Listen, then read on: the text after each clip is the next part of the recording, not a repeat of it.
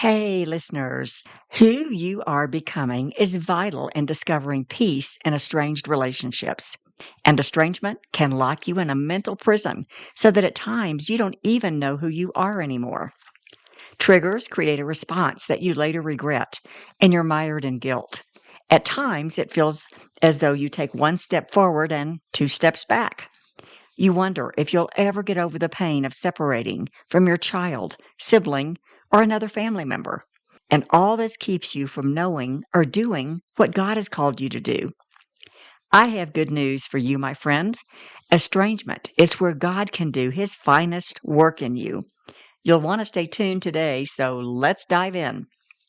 Find the full transcript for this episode, plus resources for women at Estrangement, Turning Pain into Peace at beckykolb.com/40. You're listening to Estrangement, Turning Pain into Peace, a podcast and free resource for women with estranged relationships, created by me, host and coach Becky Kolb.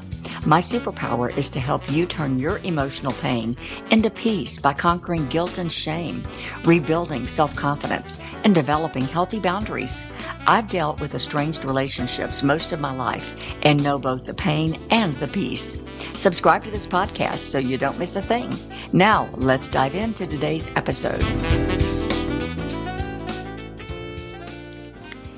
Have you ever sensed God calling you to do something? You know just that you were meant to do this very thing, yet it doesn't seem to get off the ground. Oh, you may see a little movement here and there, but it just isn't taking off the way you thought it might.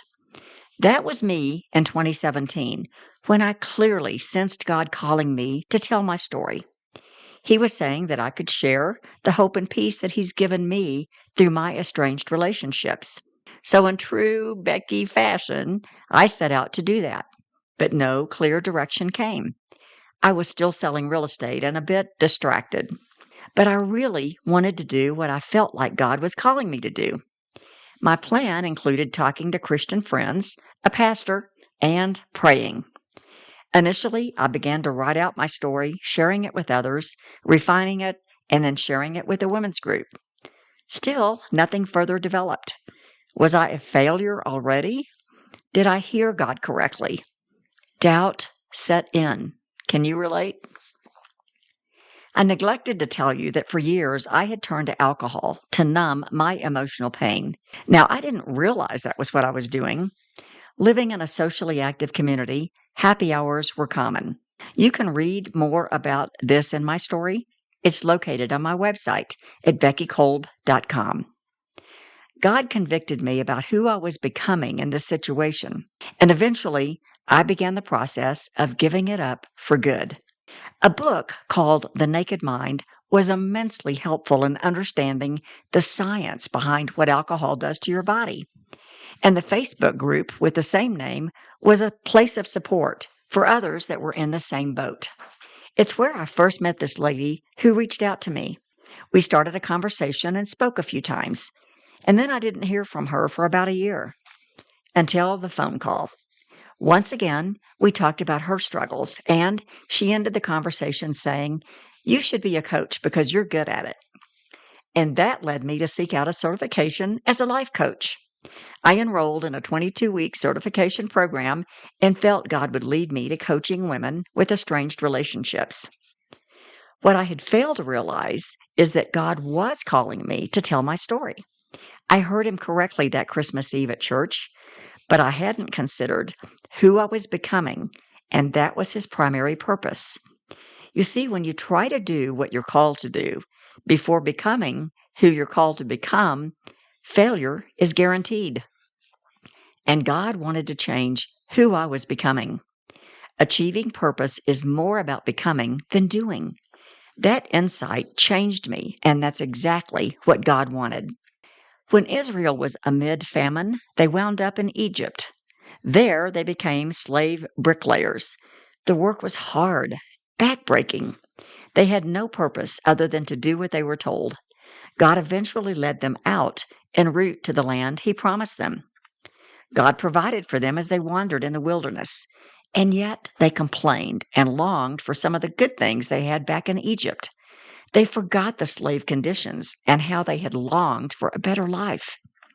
When God led them to Canaan, they sent spies to check out the conditions, and they were afraid of what they saw. They still did not know who and whose they were. Have you ever felt like you were wandering aimlessly? In estrangement, you often make attempts to reach out to that estranged relationship. You're met with silence or another argument. Prayer doesn't seem to change anything. You desire reconciliation, but it just doesn't come. Consider that God's best work is while you're in the wilderness. Who you are becoming is important to Him and to your calling. It took 40 years to kill the slave mentality in the Israelites. Hopefully, it doesn't take 40 years for you and me. Sometimes, when who you are becoming is in the process, life seems to have no purpose or fulfillment. You may not see movement or results. Surrender to His purpose for who you are and who He's calling you to be. That's when the real work is done and life begins to change. When you become who you're called to be in God, He will establish you in the place of remarkable things. Give some thought to your current situation. Estrangement for me has been long-lasting, and I've discovered that it's common in families. People don't talk about it much, but if asked, I'll bet you'll find it affects all families one way or another. Estranged relationships hurt emotionally. The resulting emotions are self-pity, anger, bitterness, resentment, and blame. And you get stuck in that cycle and never surrender it to God and let Him begin to do His transforming work in you. We suffer emotionally and turn to drugs, alcohol, or other numbing agents to make us feel better. And you know the answer. Those things may numb temporarily, but they never solve the problem. Mostly, it makes it worse. My challenge for you today is this. If you're wandering, seeking answers, desiring something that isn't happening, praying with no seeming answers, then consider that you're in the wilderness. And God is there too. You've tried to make amends, maybe enrolled in therapy, prayed, done everything you can. You're trying to discern what God's called you to do. My friend, He's waiting patiently for you to surrender and to realize that you do need divine help and that you seek love, forgiveness, and mercy that only He can give. And then the process of who you are becoming can begin. As you hear today, you may have surrendered before and still find yourself in the wilderness. That's perfectly fine. In fact, most of us will surrender a few times before we finally give it all to Him and allow Him to do whatever is necessary to transform who we are. I discovered that the wilderness I despised was the very place God began His work in me. Estrangement is a wilderness where you feel alone and void of the comforts you feel other families enjoy. It's where God asks you to trust Him. And trust is hard because others close to you have let you down. But God is different. And as you surrender and spend quality time in His Word and in prayer, He begins to show you things about Himself. And you open your heart just a little to trust Him. And then He answers a simple prayer, and you trust Him more. You begin to see His work in your life as you manage a trigger differently. He softens your heart, and you can see things from a unique perspective. You see that He isn't judging you or punishing you, but that He loves you and seeks your good. As you grow in your relationship with Him, He shows you things in Scripture, and you just know that He's speaking directly to you and your situation.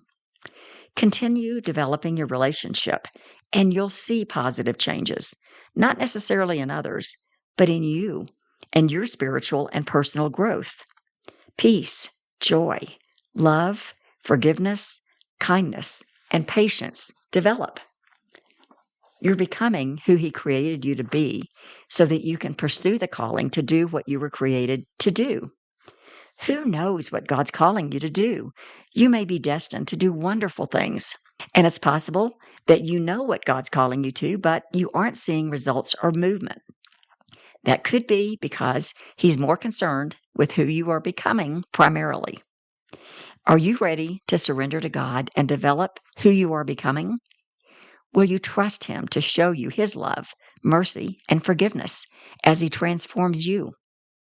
You can read my story of estrangement at beckykolb.com/meet-Becky, and it may offer insight into how God called and transformed my life. Surrender seems like giving up all control, but it's really the most freeing and satisfying thing I've ever done because I learned to trust the one who created me to be and to do.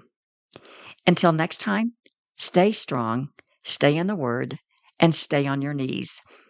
Prayer is a powerful tool in family conflict. Thanks for listening to Estrangement, Turning Pain into Peace. Estrangement is a difficult topic for many, and I applaud you for tuning in. Don't forget to check out earlier episodes too, and please share this with others who may need to hear. And if you're getting value, I would appreciate a short review.